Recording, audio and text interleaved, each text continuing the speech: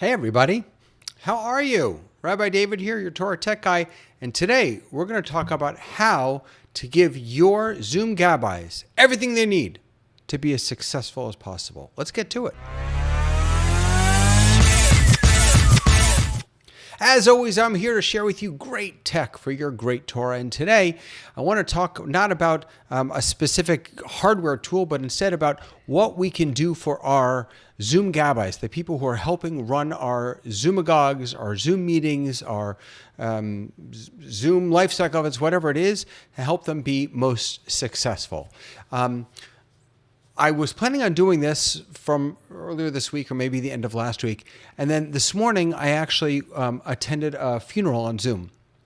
And the people, for obvious reasons, there were friends of the family who had set up, the computer or whatever it was at the gravesite.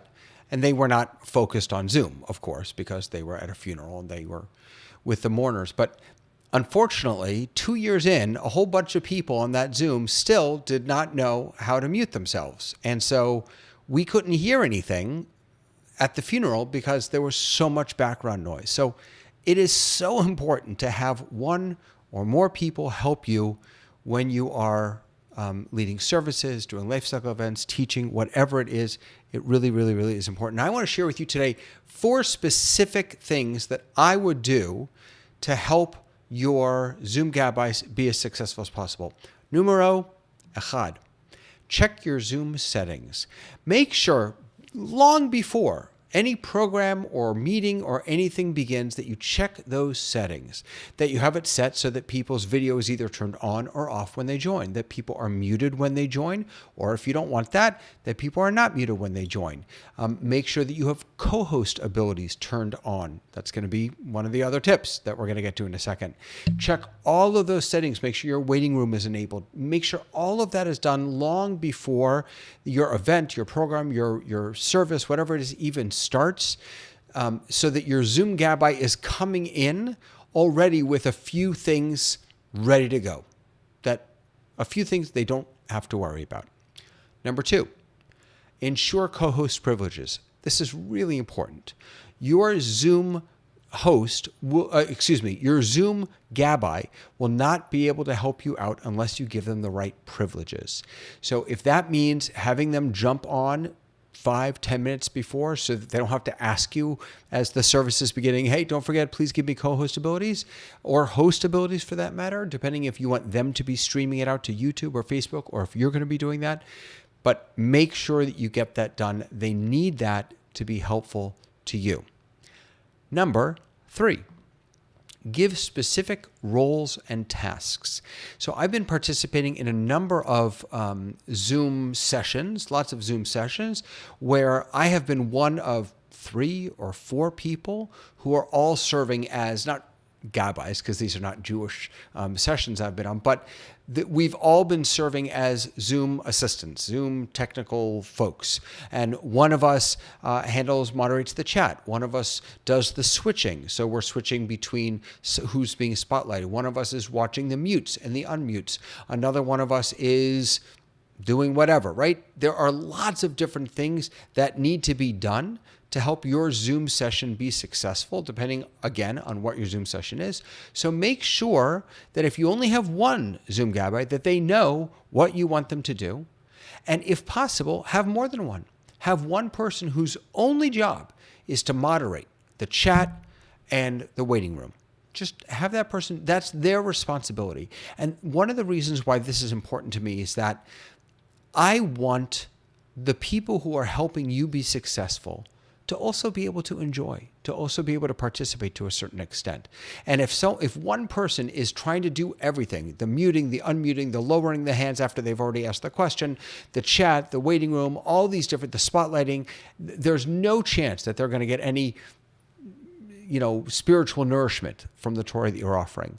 So if possible, have more than one person. If it isn't possible, make sure that whoever's doing it has very specific guidelines about what you want them to do.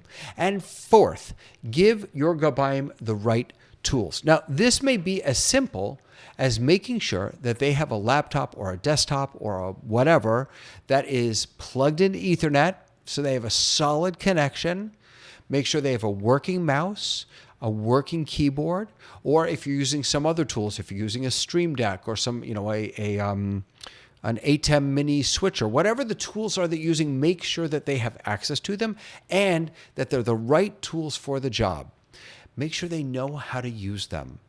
We should be training people in how to do this well and how to use the right tools for the right job. So make sure that you're not, if you're asking one of your, for example, if you're asking one of your Zoom Gabbaim to facilitate your Zoom meeting from an iPad, they're going to struggle. They're going to struggle. Yes, they'll be wireless, but it's going to be a struggle. iPad is not a great place to manage a Zoom meeting from. It is much easier when you can open the participant panel, the chat window. You can have all those different windows on a desktop that you can then move around and manipulate with your mouse. So check your Zoom settings. Get as much as you can set up before the meeting even begins so that your Zoom Gabbai is set up for success.